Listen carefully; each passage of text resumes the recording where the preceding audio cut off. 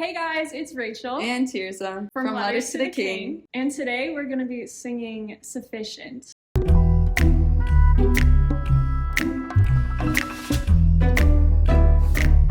This is one of our earlier original songs that we've worked on together. We wrote it actually last year, and it's kind of just a song that's about really what the grace of God is in our lives and how we try our best to be sufficient in ourselves. Sufficient.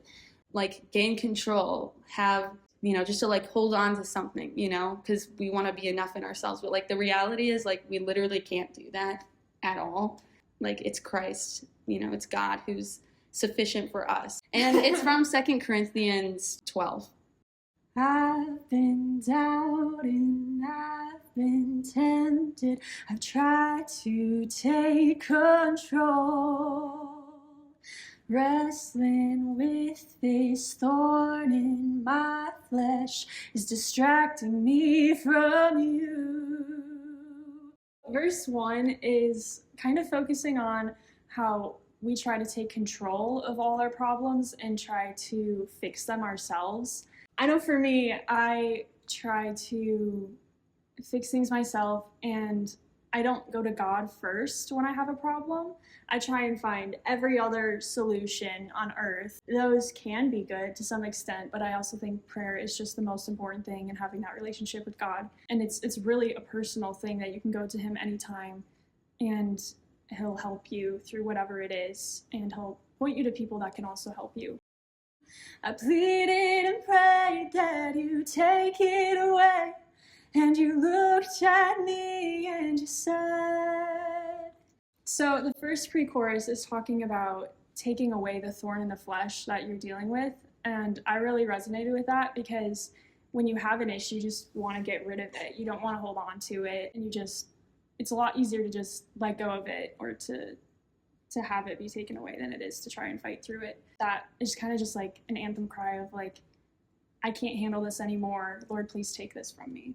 That little section in the song is that's the moment when I feel like I'm really singing, because I'm I've been trying to get you to take this away from me, God, but it's that's not always the case. I guess the question is, what are you going to do when He doesn't take it away? Are you going to be you're not faithful, or are you going to be okay, I need you?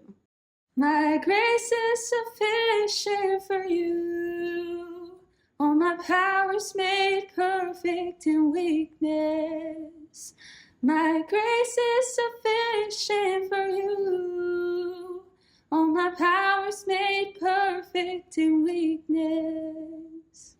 I think that's what we started originally with in the song, was the chorus, just because it's based purely from scripture.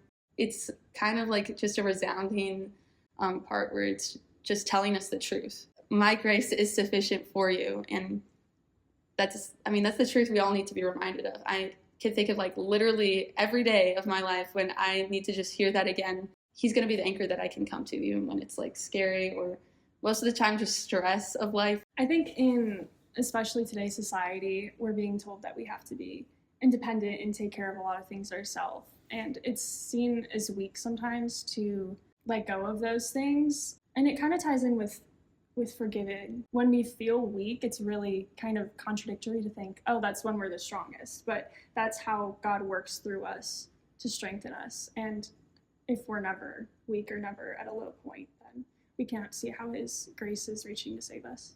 I've been turning away from uncertain things beyond what I know. Avoiding these difficult things is distancing me from you.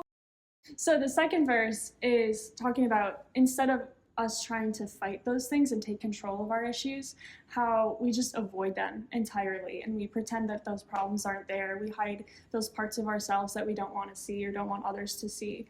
And that also just creates such a huge problem, because we're not being the full selves that God created us to be. And He knows we're sinful, and He can use those parts of us to help other people and to point towards Him. So it's important to not just shut those things away, but to call them out for what they are, and to still turn to God and pray that He'll help deliver us from that. And I think that's just really inspiring as we gather as Christians and share that we are all sinners, but we can all turn to Jesus to help us.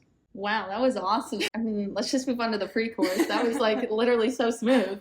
Oh, I pleaded and prayed that you take my place, and you looked at me and you said.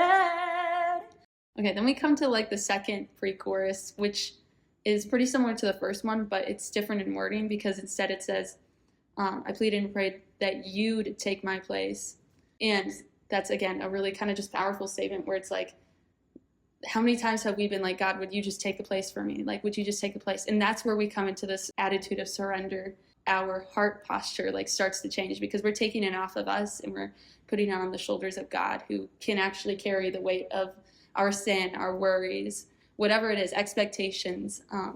He's the one who's like ultimately able to fulfill it. And he did on that cross when we should have been up there. It's kind of a very literal feeling there in the words that you take my place, and he literally did. Thank you so much for watching and just taking a moment to learn a little bit about our music and just where our hearts are. We're really excited to record our first album this summer. We're gonna have a lot of songs on it, including Sufficient. So you got a little background on that before you get to hear it. Follow us on socials to stay updated, and God bless.